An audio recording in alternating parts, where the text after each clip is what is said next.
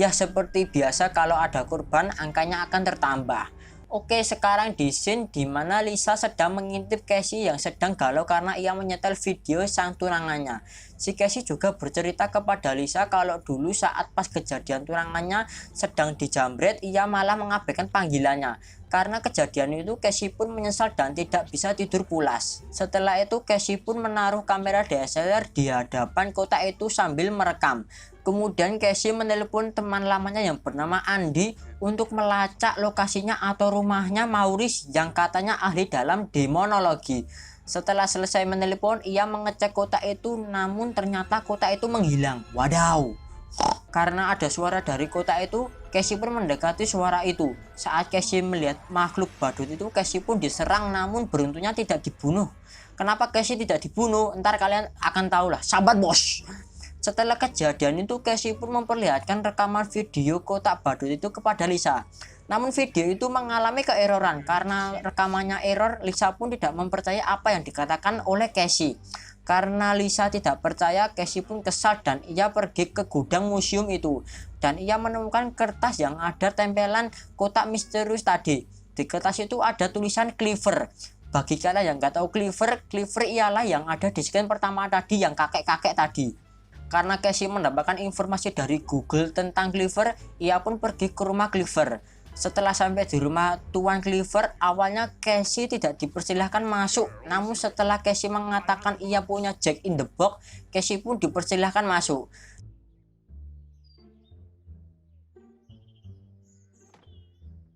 Di sana Tuan Cleaver bercerita kepada Casey tentang ia dituduh membunuh istrinya. Di sana juga menceritakan kronologi yang pada saat menemukan kotak itu dan istrinya dibunuh oleh badut itu.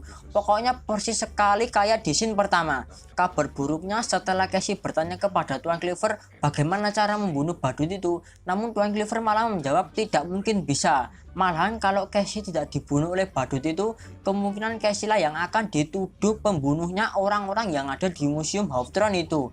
Setelah itu Casey pun diusir oleh Cleaver. Disuruh jagalah dirimu baik-baik. Setelah itu Casey pergi ke museum itu untuk mengambil kotak Jack itu, dan setelah itu kotak Jack itu pun dibakar oleh Casey.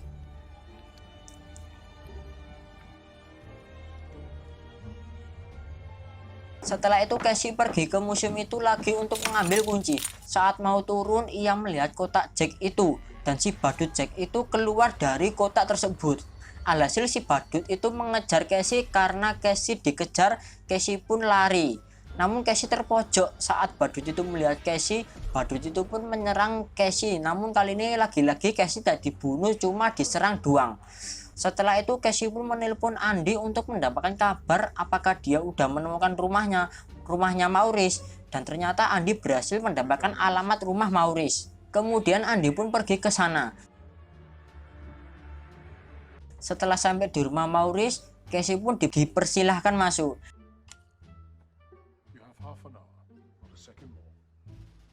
Di sini langsung saya rangkum kata-katanya yang dibicarakan mereka berdua ya. Pokoknya alasan mengapa si Casey cuma diserang oleh si badut itu enggak sampai dibunuh, itu karena Casey lah yang mengaktifkan kotak itu. Jika orang itu sudah mengaktifkan kotak itu, maka orang itu sudah bersepakatan dengan iblis. Itulah alasan mengapa badut itu tidak bisa membunuh Casey, karena badut itu sudah bersepakatan dengan Casey. Oke, lanjut.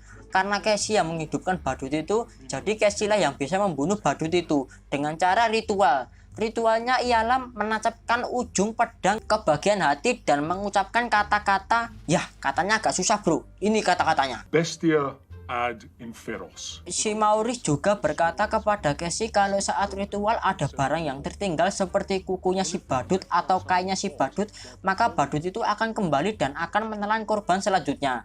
Setelah itu Casey pun pergi ke museum Hawthorne itu. Kita juga diperlihatkan Rachel sedang diseret oleh kotak itu dan Rachel pun mati.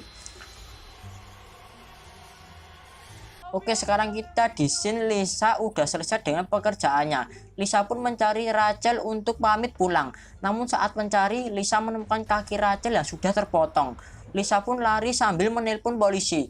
Saat mau kabur, ternyata semua pintu terkunci dan di hadapannya Lisa ada kotak si Jack itu. Keluarlah makhluk badut itu dari kota tersebut. Alhasil badut itu mengejar Lisa dan Lisa pun berlari terjerit-jerit.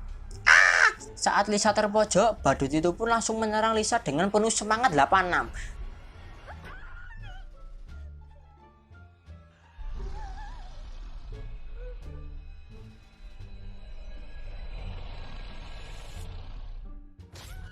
Di sisi lain, Casey udah sampai di museum itu. Saat Casey mencari, ia dikagetkan dengan kemunculan badut itu sehingga badut itu menyerang Casey sampai pingsan.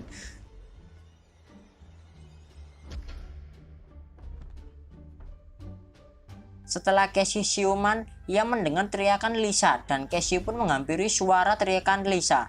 Casey melihat badut itu sedang menyeret Lisa. Di sana Casey juga melihat pedang, ditancaplah pedang itu di bagian hati si badut itu.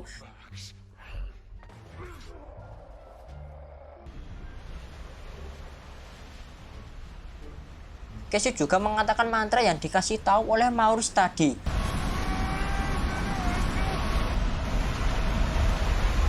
Alhasil badut itu pun terperangkap di kota itu. Setelah kejadian itu tiba-tiba datanglah polisi. Ya benar apa yang dikatakan oleh Clifford tadi. Casey pun dituduh yang mencelakai Lisa dan dituduh yang membunuh orang-orang yang ada di museum itu. Casey pun dipenjara.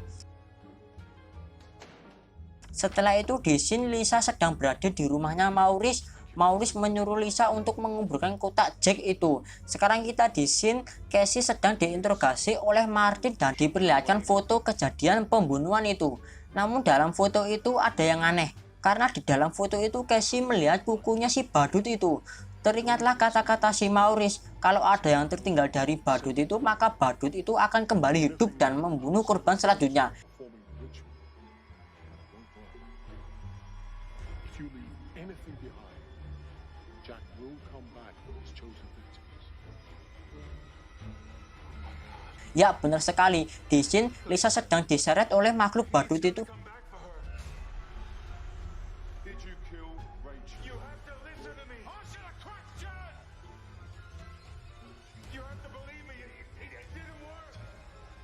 We have to help her. We have to help her.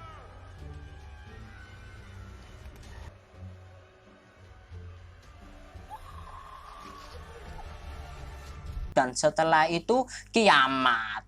Maksudnya tamat. Ya itu saja rangkuman alur cerita film The Jack in the Box ya. Film ini cukup seru ya. Namun endingnya bikin bapak saya menangis karena tokoh yang tidak bersalah meninggal dengan sangat mengenaskan. Bagi kalian yang mau request membuat alur cerita film apa, komen aja di bawah ya. Oke, gak usah lama-lama ngocehnya. Bagi kalian yang suka sama video ini jangan lupa untuk like, dan kalau kalian suka sama channel ini jangan lupa untuk subscribe dan notifikasi loncengnya biar tidak ketinggalan video selanjutnya dari channel ini. Kami dari segenap tim Cadubes yang mempunyai anggota 1 orang mengucapkan terima kasih udah menonton. Jalan-jalan ke Bandung sama Natasha Violona. Goodbye. Apaan cuk?